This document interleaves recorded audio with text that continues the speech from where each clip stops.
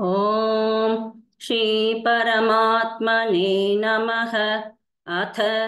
एकादशोऽध्यायः विश्वरूपदर्शनयोगः। अर्जुन उवाच मदनुग्रहाय परमं गुह्यमध्यात्मसंज्ञितं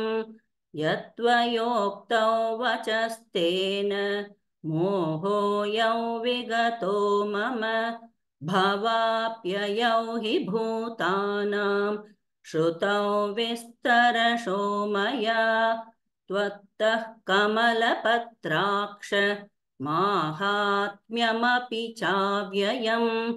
एवमेतद्यथार्थत्वम् आत्मानं परमेश्वर द्रष्टुमिच्छामि ते रूपम् ऐश्वरं पुरुषोत्तम मन्यसे यदि तच्छक्यं मया द्रष्टुमिति प्रभो योगेश्वर ततो मे त्वं दर्शयात्मानमव्ययम्। श्रीभगवानुवाच पश्य मे पार्थरूपाणि शतशोऽथसहस्रशः नानाविधानि दिव्यानि नानावर्णाकृतीनि च पश्यादित्यान् वसून् रुद्रान् अश्विनौ मरुतस्तथा बहून्यदृष्टपूर्वाणि पश्याश्चर्याणि भारत इहैकस्थं जगत्कृत्स्नं पश्याद्य सचराचरं मम देहे गुडाकेश यच्चान्यद्द्रष्टुमिच्छसि न तु मां शक्यसे द्रष्टुम् अनेनैव स्वचक्षुषा दिव्यं ददामि ते चक्षुः पश्य मे योगमैश्वरम्। सञ्जय उवाच एवमुक्त्वा ततो राजन् महायोगेश्वरो हरिः दर्शयामास पार्थाय परमं रूपमैश्वरम् अनेकवक्त्रनयनम् अनेकाद्भुतदर्शनम् अनेकदिव्याभरणं दिव्यानेकोद्यतायुधं दिव्यमाल्याम्बरधरं दिव्यगन्धानुलेपनं सर्वाश्चर्यमयं देवम् अनन्तं विश्वतोमुखं दिवि सूर्यसहस्रस्य भवेद्युगपदुत्थिता यदि भासदृशी सा स्यात् भासस्तस्य महात्मनः तत्रैकस्थं जगत्कृत्स्नं प्रविभक्तमनेकधा अपश्यद्देवदेवस्य शरीरे पाण्डवस्तदा ततः स विस्मयाविष्टः हृष्टरोमा धनञ्जयः प्रणम्य शिरसा देवं कृताञ्जलिरभाषत। अर्जुन उवाच पश्यामि देवांस्तव देवदेहे सर्वांस्तथा भूतविशेषसङ्घान् ब्रह्माणमीशं कमलासनस्थं ऋषींश्च सर्वानुरगांश्च दिव्यान् अनेकबाहूदरवक्त्रनेत्रं पश्यामि त्वां सर्वतोऽनन्तरूपं नान्तन्न मध्यन्न पुनस्तवादिं पश्यामि विश्वेश्वर विश्वरूप किरीटिनं गदिनं चक्रिणं च तेजोराशिं सर्वतो दीप्तिमन्तं पश्यामि त्वां दुर्निरीक्ष्यं समन्ताद् दीप्तानलार्कद्युतिमप्रमेयम् त्वमक्षरं परमौ वेदितव्यम् त्वमस्य विश्वस्य परन्निधानं त्वमव्ययः शाश्वतधर्मगोप्ता सनातनस्त्वं पुरुषोत्मतो मे अनादिमध्यान्तमनन्तवीर्यम् अनन्तबाहुं शशिसूर्यनेत्रं पश्यामि त्वां दीप्तहुताशवक्त्रं स्वतेजसा विश्वमिदन्तपन्तं द्यावा पृथिव्योरिदमन्तरं हि व्याप्तं त्वयैकेन दिशश्च सर्वाः दृष्ट्वाद्भुतं रूपमुग्रं तवेदं लोकत्रयं प्रव्यथितं महात्मन् आमीहि त्वां सुरसङ्घा विशन्ति केचिद्भीताः प्राञ्जलयो गृह्णन्ति स्वस्तीत्युक्त्वा महर्षिसिद्धसङ्घाः स्तुवन्ति त्वां स्तुतिभिः पुष्कलाभिः रुद्रादित्या वसवो ये च साध्याः विश्वेश्विनौ मरुतश्चोष्मपाश्च गन्धर्वयक्षासुरसिद्धसङ्घाः वीक्षन्ते त्वा विस्मिताश्चैव सर्वे रूपं महत्ते बहुवक्त्रनेत्रं महाबाहो बहुबाहूरुपादं बहूदरं बहुदंशाकरालं दृष्ट्वा लोकाः प्रव्यथितास्तथाहं नभस्पृशन् दीप्तमनेकवर्णं व्यात्ताननं दीप्तविशालनेत्रं दृष्ट्वा हि त्वां प्रव्यथितान्तरात्मा धृतिं न विन्दामि शमं च विष्णो दंशाकरालानि च ते मुखानि दृष्ट्वैव कालानलसन्निभानि दिशो न जाने न लभे च शर्म प्रसीद देवेश जगन्निवास अमी च त्वां धृतराष्ट्रस्य पुत्राः सर्वे सहैवावनिपालसङ्घैः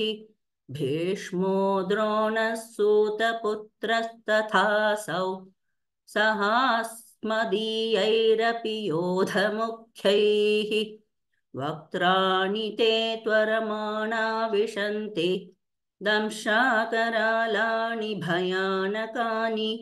केचिद्विलग्ना दशनान्तरेषु सन्दृश्यन्ते चूर्णितैरुत्तमाङ्गैः यथा नदीनां बहवोऽम्बुवेगाः समुद्रमेवाभिमुखा द्रवन्ति तथा तवामी नरलोकवीराः विशन्ति वक्त्राण्यभिवज्वलन्ति यथा प्रदीप्तं पतङ्गाः विशन्ति नाशाय समृद्धवेगाः तथैव नाशाय विशन्ति लोकाः तवापि वक्त्राणि समुद्भवेगाः लेलिह्यसे ग्रसमाणः समन्तात् लोकान् समग्रान् वदनैज्ज्वलद्भिः तेजोभिरापूर्य जगत्समग्रं भासस्तवोग्राः प्रतपन्ति विष्णो आख्याहि मे को भवानुग्ररूपः नमोऽस्तु ते देववर प्रसीद विज्ञातुमिच्छामि भवन्तमाद्यं न हि प्रजानामि तव प्रवृत्तिं श्रीभगवानुवाच कालोऽस्मि लोकक्षयकृत् प्रवृद्धः लोकान् समाहर्तुमिह प्रवृत्तः ऋतेऽपि त्वान्न भविष्यन्ति सर्वे एव स्थिताः प्रत्यनीकेषु योधाः तस्मात् त्वमुत्तिष्ठ यशो लभस्व जित्वा शत्रून् भुङ्क्ष्व राज्यं समृद्धम् मयैवैते निहताः पूर्वमेव निमित्तमात्रं भव सव्यसाचिन् द्रोणं च भीष्मं च जयद्रथं च कर्णं तथान्यानपि योधवीरान् मया हतांस्त्वं जहिमा व्यथिष्ठाः युध्यस्वजेतासि रणे सपत्नान् सञ्जय उवाच एवच्छ्रुत्वा वचनं केशवस्य कृताञ्जलिर्वेपमानः किरीटी नमस्कृत्वा भूय एवाह कृष्णं सगद्गदं भीतभीतः प्रणम्य अर्जुन उवाच स्थाने हृषीकेश तव प्रकीर्त्या जगत्प्रकृष्यत्यनुरज्यते च रक्षांसि भीतानि दिशो द्रवन्ति सर्वे नमस्यन्ति च सिद्धसङ्घाः कस्माच्च तेन न मेरन्महात्मन् गरीयसे ब्रह्मणोऽप्यादिकर्त्रे अनन्तदेवेश जगन्निवास त्वमक्षरं सदसत्तत्परयत् त्वमादिदेवः पुरुषः पुराणः त्वमस्य विश्वस्य परन्निधानम् वेत्तासि वेद्यं च परं च धाम त्वया ततो विश्वमनन्तरूप वायुर्यमोऽग्निर्वरुणः शशाङ्कः प्रजापतिस्त्वं प्रपितामहश्च नमो नमस्तेऽस्तु सहस्रकृत्वः पुनश्च भूयोऽपि नमो नमस्ते नमः पुरस्तादशपृष्ठतस्ते नमोऽस्तु ते सर्वत एव सर्व अनन्तवीर्यामितविक्रमस्त्वं सर्वं समाप्नोषि ततोऽसि सर्वः सखेति मत्वा प्रसभय्यदुक्तं हे कृष्ण हे यादव हे सखेति अजानता महिमानन्तवेदं मया प्रमादात् प्रणयेन वापि यच्छावहासार्थमसत्कृतोऽसि विहारशय्यासनभोजनेषु एकोऽथवाप्यच्युत तत्समक्षं तत्क्षामये त्वामहमप्रमेयम् पितासि लोकस्य चराचरस्य त्वमस्य पूज्यश्च गुरुर्गरीयान् न त्वत्समोऽस्त्यभ्यधिकः कुतोऽन्यः लोकत्रयेऽप्यप्रतिमप्रभाव तस्मात् प्रणम्य प्रणिधाय कायं प्रसादये त्वामहमीशमीड्यम् पितेव पुत्रस्य सखेव सख्युः प्रियः प्रियायार्हसि देव सोढुम् अदृष्टपूर्वं हृषितोऽस्मि दृष्ट्वा भयेन च प्रव्यथितं मनो मे तदेव मे दर्शय देवरूपं प्रसीद देवेश जगन्निवास किरीटिनं गदिनं चक्रहस्तम्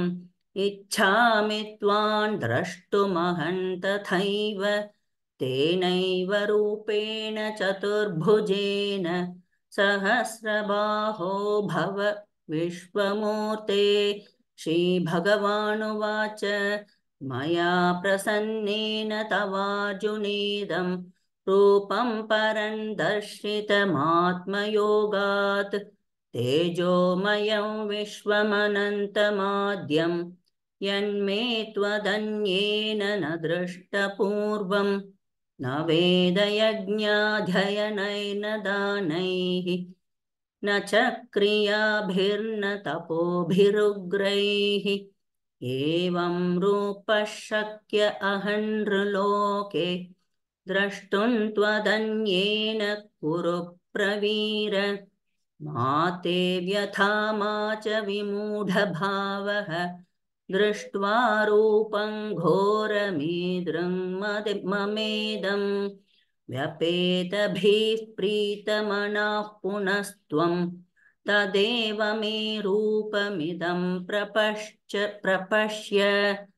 सञ्जय उवाच इत्यर्जुनौ वासुदेवस्तथोक्त्वा स्वकं रूपं दर्शयामास भूयः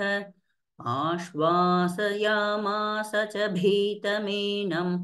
भूत्वा पुनः सौम्य वपुर्महात्मा अर्जुन उवाच दृष्ट्वेदं मानुषं रूपं तव सौम्यं जनार्दन इदानीमस्मि संवृत्तः